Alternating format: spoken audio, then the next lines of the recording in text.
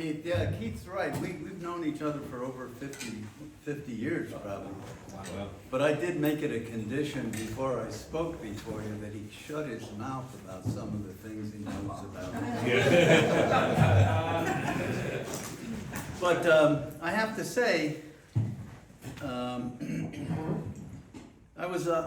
also want to say that I feel very privileged to be here as a speaker before the Rotary Club because, you know, I grew up here. The Rotary Club's been here a long time, and it's done so much for New Canaan. So we're all indebted to you. Thank you, guys. Thank you. We're 67 years old, I think now. No, 65. You know, I'm 55. here because of your member, Ann Cheney, who is works at the supermarket and is one of the powers behind the throne. Yes. When she says something to the vice president and the president of Stewart's Market, they fall in line. My son Alex and my son Doug, the president and vice president, respectively, of Stewart's Market. But so Ann ordered me here. I'm here. But I said to her, well, you know, what can I say to them that anybody would have any interest in?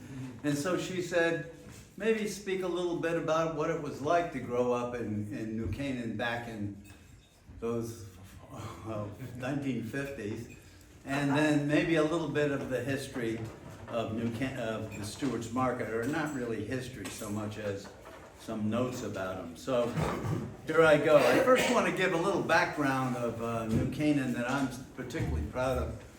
I grew up in the golden age of New Canaan, but New Canaan back in World War II had the highest percentage of military volunteers in the state.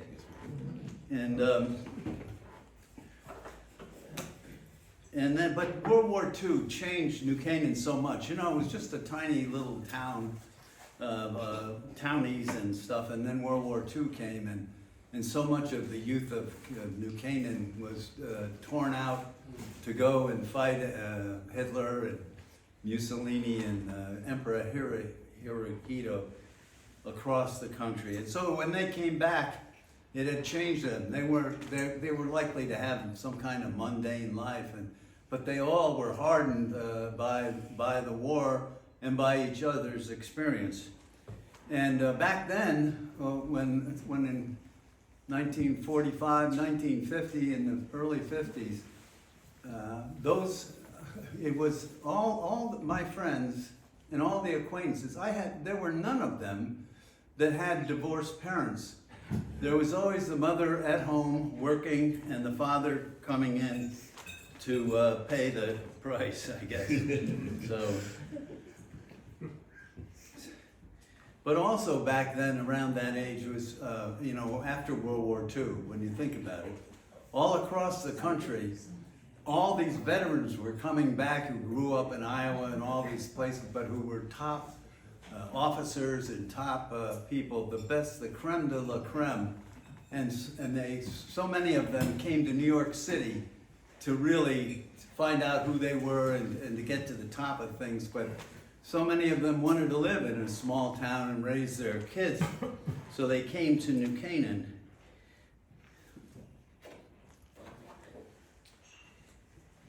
In 1950, my parents moved from a really cramped apartment on Hoyt Street down to Gower Road. And back then, Gower Road, Douglas Road, Crystal Street, Orchard Lane, all those there used to be farmland were being turned over by the veterans coming back from World War II. And so when I was growing up, when I moved to South School, and South School was brand new. And so they had this influx of World War II guys coming back, and they were building these houses from the foundations. They were all ranch houses then. Every other lot was a foundation. And the kids, there were so many kids there. In summer, when after dinner, I'd go up to South School Fields, and there would be all these kids, and we would pick teams and play baseball, 9 on each side. We had so many kids. One thing we didn't have is any adult supervision. You know, I mean, we were left to pick our teams and do our thing, so. And that was a good thing when I think about Any it. AstroTurf? Pardon? Any AstroTurf? No AstroTurf? No. That's coming, yeah.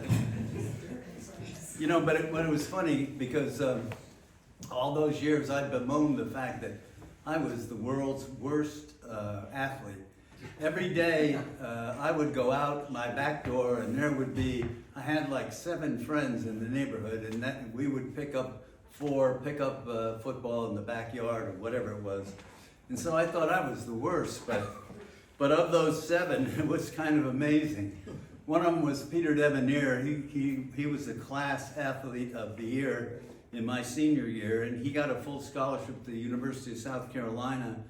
And he was chosen the captain of the South Carolina team when Dan Reeves was a quarterback, and Peter went up to the Canadian pros, played there until he was injured and his career ended. But then there was my twin brother who went to Beloit College, and in his sophomore year was named Little All-American Honorable Mention Small Colleges, and then for 2 years was all conference, both offense and defense.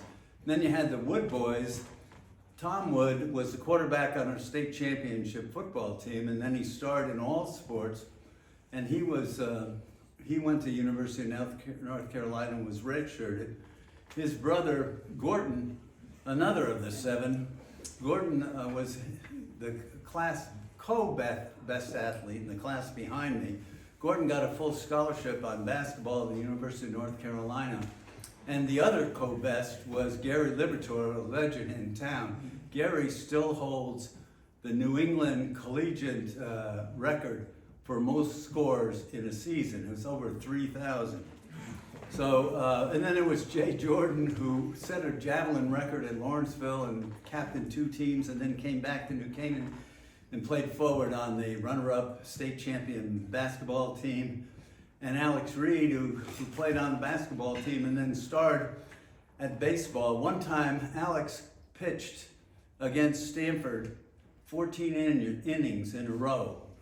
They wouldn't allow anybody to do that now. But unfortunately, he lost 2-1 on the 14th inning. So those you were were starting great lineman athletes. at Beloit also, though? Pardon? You were also starting lineman at Beloit College. Yeah, right, but it's, come on. not about me. Yeah, I know. It's good. No, I'm talking about the early years. Yeah. I mean, then I figured out later on. Okay, so.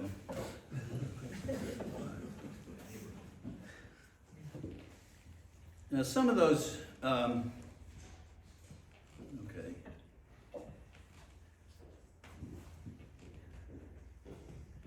But another, you know, more than having to face 7 tough neighbor kids, back then, one of my best remembers is how lucky we were as kids to have, I get emotional about this, to have the New Canaan police officers that we did.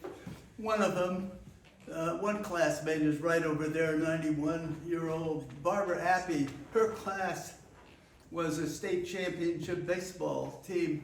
A lot of those, her classmates went to the Korean War, and when they came back, they became New Canaan cops, and they were the ones who coached us in Little League and Babe Ruth League, and they looked out for us.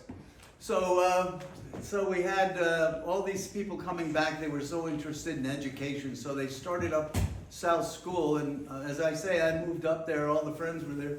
The thing about South School and its modern design was that it had all of its classrooms had outdoor doors to the outdoor. And inevitably, one teacher or another would forget to lock. And so my gang and I would go check it all. We'd find the door, and in we'd go and play basketball, break in and play basketball or fool around. And inevitably, the cops would come and stop us and give us hell and tell us never to do that again. And we said, sure. But there wasn't, But then I want to tell you just some story. Well, I probably should stop. I'll tell you this one about these great police officers. One time after, just as ended my first year in college, I came back and I went out with my friend Jay Jordan for a couple of pops. Did I say a couple of pops? In Vista, where it was only you could drink when you were 18. And so I was drinking up there and with Jay when I noticed that he appeared to be intoxicated. So, I mean, I'm not saying I was or wasn't. I'm not saying either way. But I decided to make a citizen's arrest. So I brought Jay down to the police headquarters, which was then under town hall, and forced him in and told the guy behind the desk that I was here to arrest Jay Jordan for citizen's arrest of intoxication.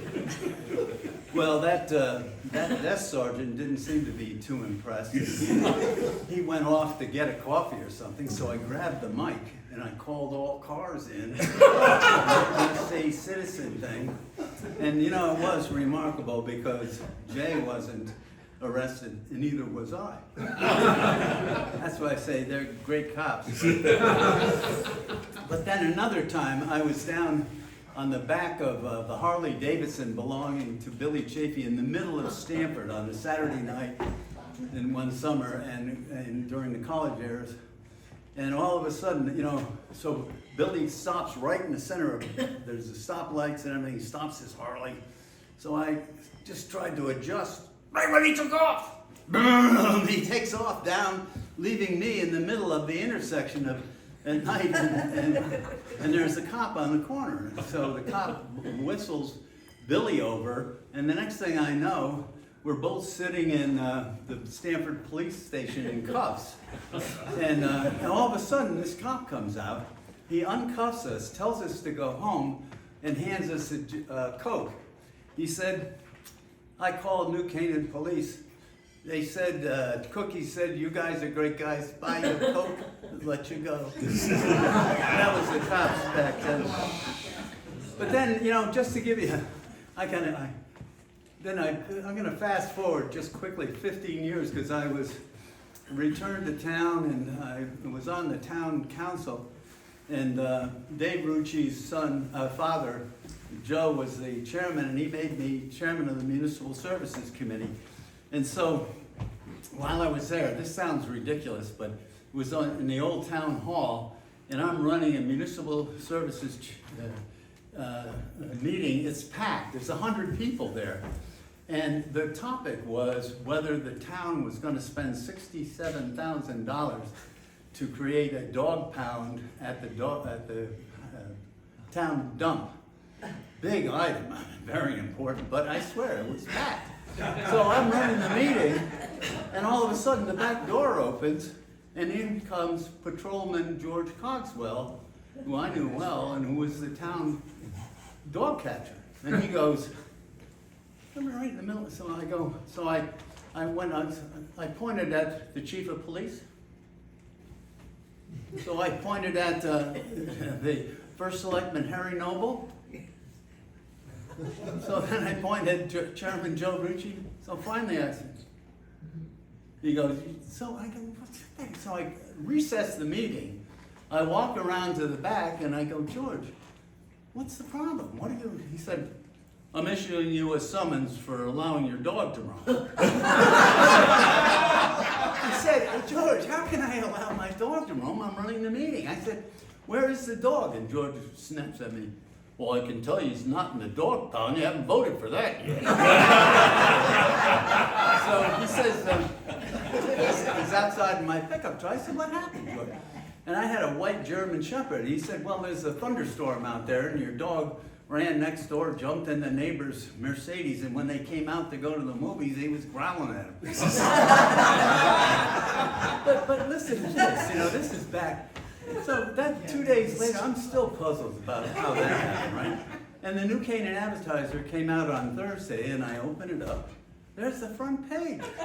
Town council member arrested at meeting. I start reading the story, and in it, the advertiser is interviewing my older brother, attorney Walter Stewart Jr., who used to be a member here. And as I'm reading it, it says, Walter Stewart Jr. refused to defend his brother. But would represent the door.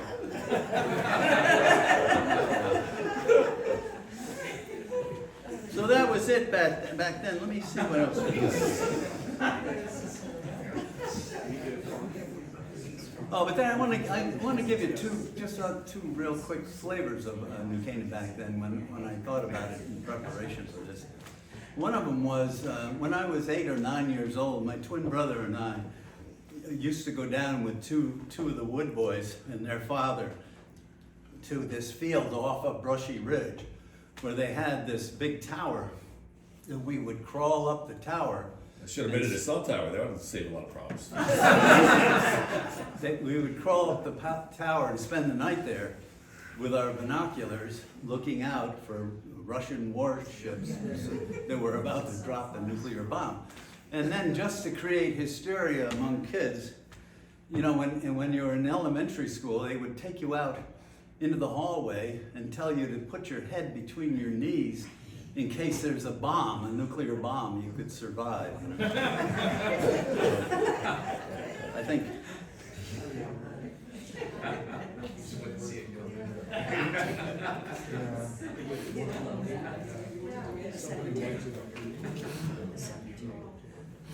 Yeah, and then I should turn a little bit to the Stewart's Market history. My grandfather, Walter Stewart, he wasn't Walter A. Stewart, he was Walter Stewart. He was the seventh son of the seventh son over in Ireland. But you know, only the oldest son got the farm, so he and his brothers had to go and find their way. So he came to America when he was only 16 in a boat, and he was going to meet his brother, one of his brothers in New York City, who was a co-partner in a New York City carting company. But on the way, the brother died, and when my grandfather got there, the partner claimed to not ever have heard of the partner, and there was my grandfather, but he was reliant, and so he would go after church on Sundays. He'd take the train around, and he came to New Canaan, and to him that was just like his hometown of Letterkenny. So he came here, and he went to work for a one of the small grocery stores, but that store collapsed, and my grandfather took it over by paying off the debts and built it up. So by the time, just before the Depression, he had 9 stores. I think 2 of them were in New Canaan, but he had stores in Greenwich and in Richfield and in Stamford, and then the Depression came, and my grandfather was very religious, and so he lost all of his stores because he was allowing so many of the area families to feed their families on credit to his store, and it all collapsed down to the one in New Canaan, which was then down at Chase Bank. It was half of Chase Bank, and that was in the red, so he gave that up and went to work for Gristedes, and my father took it over in the red. And pretty soon my father paid off the debts, and he started to roll, and Gristedes told my grandfather, "You go down and tell your son to take that sign down, Walter Stewart. Walter Stewart works for us." And my grandfather said, "No, he doesn't." And he took off his apron and went down to work for my father, and for several years thereafter. But then you jump to around 1956, and my parents had 4 children. They determined that if they were going along the way they were only going to educate 2 of the 4. So they took the big plunge. They leveraged everything they could possibly get, and they started to build where the supermarket is now. And they hired local, nationally known architect Victor Christianer. And Victor Christianer built that store on the eggshell principle, which was the 3rd in the world, the 1st in America. And when I was 16 years old, and 15, 16, there was always a stream of Yale architectural students who would come to see this marvel. It was a cemented dome. And I know Victor used to tell me, if you go to Stewart's Market, you see those domes, it's supposed to remind you of a French marketplace with the outdoor tents. So anyway, so they built that, but then at the same time, my father was, he opened up a store in Bedford, New York, and he started to do okay there, and but when his lease came up, my father was just a handshake guy. He just thought everybody was as good as him.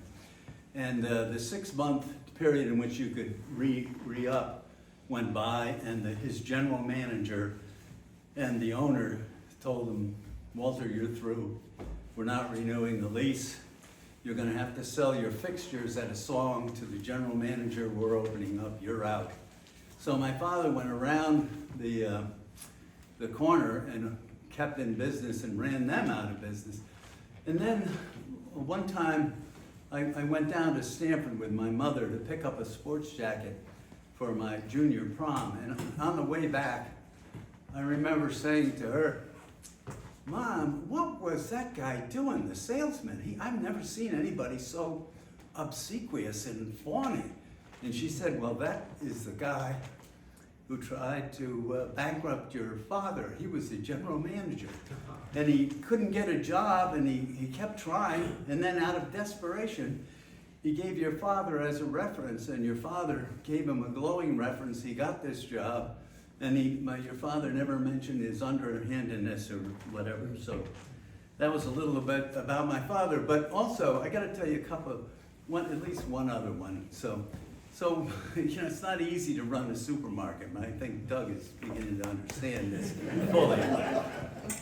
While my father's going along there, all of a sudden, his warehouse goes on strike.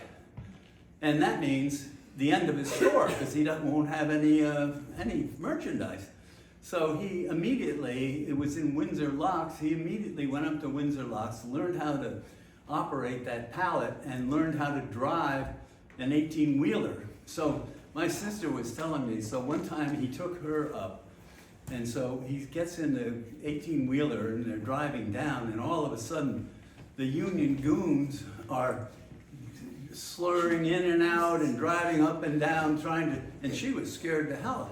But my father would put his foot on the gas, go right up within 2 inches of him, put the brakes on, beat the horn, and wave at him with a big smile. That's how he got through life. He was a real Christian and a real optimist. So I guess I can tell one more story because part of what was going on then is every member of our family had to work in the store. So I worked in every department, and so did my 3 siblings all the way through college. But so one time, I must have been 15, and I'm a cashier, and I'm checking out, and here comes this woman with these giant 3 carriages filled with food. And so I'm furiously going like this, and then I remember what my father said to me constantly. Be nice to the customers, be personable, interact with them, So I'm thinking about that, and I get to the last item, and I remember that. So I pick up the last item, and I say with a big smile to the woman, well, this ought to hold you for a while. And she says, you're the dirtiest man I've ever heard. I'll never shop at Stewart's Market again. And I look at my hand, and it's a giant box of Tampax.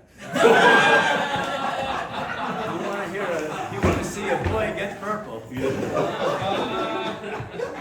Well, you can just tell Ann Cheney, that's my story, and I'm sticking to it. Thank you all.